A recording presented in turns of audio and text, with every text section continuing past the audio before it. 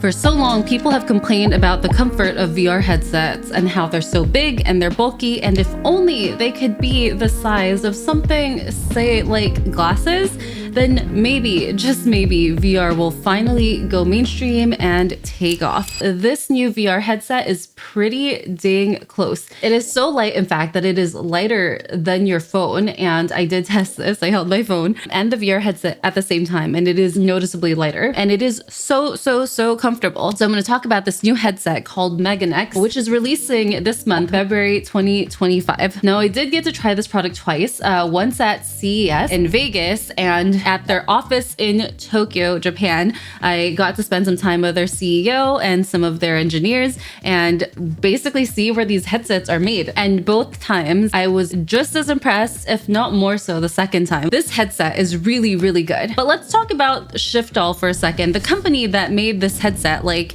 you know, how do we know that this headset is actually going to live up to its standard? I mean, you know, I got to try it in a controlled environment, basically having, you know, them do the demos for me, versus like, how do we know that it's going to be good when you're at home, etc. Well, Shiftall has a really interesting history in the VR space. They're known for making some really unique VR products. For example, you might have seen MuTalk go viral not too long ago. MuTalk is a muzzle looking thing that you put over your mouth, and it allows you to talk and yell and whatever as much as you want in virtual reality without disrupting anybody around you. So basically, it is what the name sounds like. It mutes your talking to everyone outside. And yeah, I mean, if you've seen any Gorilla Tag gameplay or even Among Us VR gameplay, I bet a lot of parents would benefit from their kid having one of these MuTalks while playing these games. Anyway, Shiftall is also known to make Flip VR, which is a controller that allows you to flip the controller parts onto the outside of your hand, so your hands are actually free to do whatever you want with them. And this was made because people like to party in VR,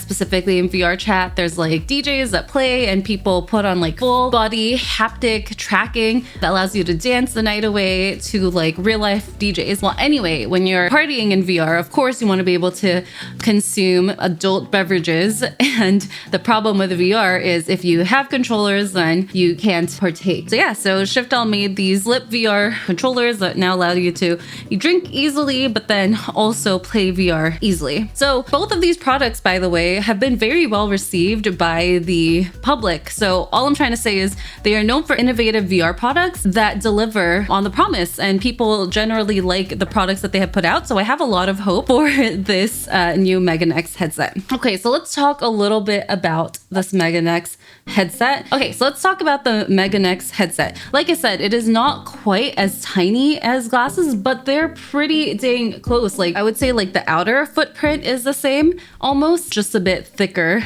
obviously, to house all the parts needed to make a headset work. What struck me with this headset was the clarity of it. Like, when I first saw this headset at Vegas, like, I promise you, I saw this tiny headset and I was like, there's no way. Like, I can't believe that this is going to be any good because of how tiny it is, to be frank. But when I tried it on, it was surreal because the quality is actually that good while the headset is that light on your head. And usually when you have a really visually striking headset, it means you probably look like a whale shark because the corresponding headset on your head is quite enormous. And one of the things that makes it so comfortable too, unlike most headsets which like squish onto your face and then it kind of feels like swimming goggles, these actually squish onto your forehead in a halo style and have like a strap on the back. So like it doesn't squish on your face, it's just on your forehead, which if you ever wear a hat or a visor, it's not that different in feeling. So it's quite comfortable. Anyway, I was in disbelief when I tried this on. So for those that are interested in the specs,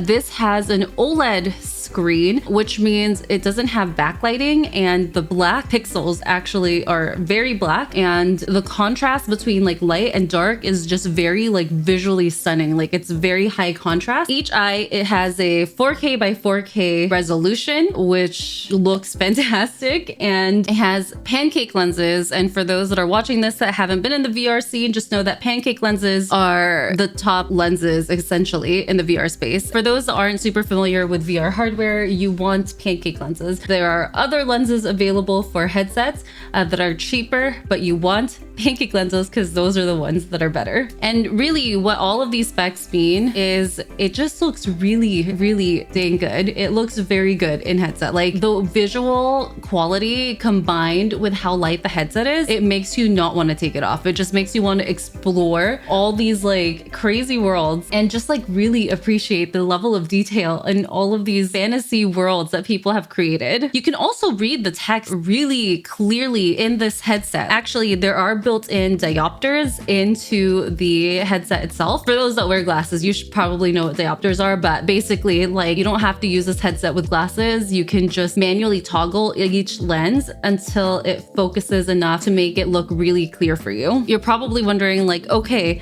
so you're telling me there's this really light headset that is just so visually stunning. Like what the heck? Why hasn't someone made this before? And well, this is a PC VR headset. Most people that are in the VR space are familiar with standalone headsets. Like all of the Quest headset lines are standalone, meaning you don't have to plug them into anything. But this is a PC VR headset, which means you do have to plug it into your computer. If you have just like a MacBook or like a regular laptop, you probably can't use this headset. You do actually need a gaming PC, laptop, or something that you built yourself that you know it has really good performance. Now, the reason that Meta makes like standalone headsets mostly is because it's more accessible to the general public. But to make these standalone headsets, it means everything has to be jammed into there. Everything that makes the headset work has to be jammed into the headset. Versus the MeganeX, you only need like the core hardware in the headset, but everything that powers it and runs it can be your PC. So that's why this can be so much lighter whilst not compromising on quality. In fact, the quality is even better than a standalone headset because it is running off of your PC. So a couple of things to keep in mind if you are interested in this headset. Now again, because this headset has such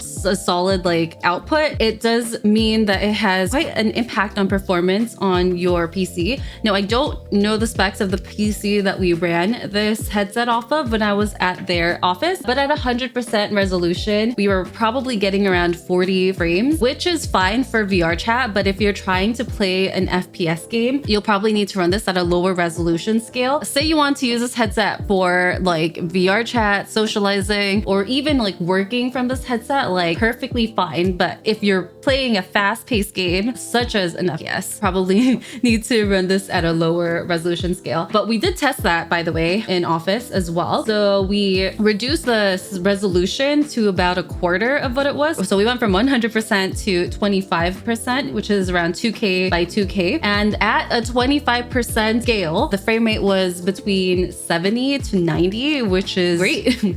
And interestingly enough, like the difference in the quality of the visual output was not that noticeable. Like you can notice it if you're paying attention, specifically too when you're looking at like the outline of like text or the outline of shapes. You can kind of see that it's less sharp and a little bit blurry, like just marginally, but like it really was not that bad. Like it was still really, really good the way that it looked. Now I should mention that because this is PC VR, I think it's pretty obvious that you need base stations. These are just the trackers that you need to set up in your room versus, you know, standalone headsets, which usually have inside out tracking, meaning they use the cameras on the outside of the headset to kind of map out your room. That's not what's happening here. You need base stations. And for those that haven't used base stations in a while, and I am very guilty of this, just don't block the base stations when you're playing. So for this headset, for the MeganeX headset by itself, without base stations, without controllers, okay, I'm gonna take a quick second to let you take a guess,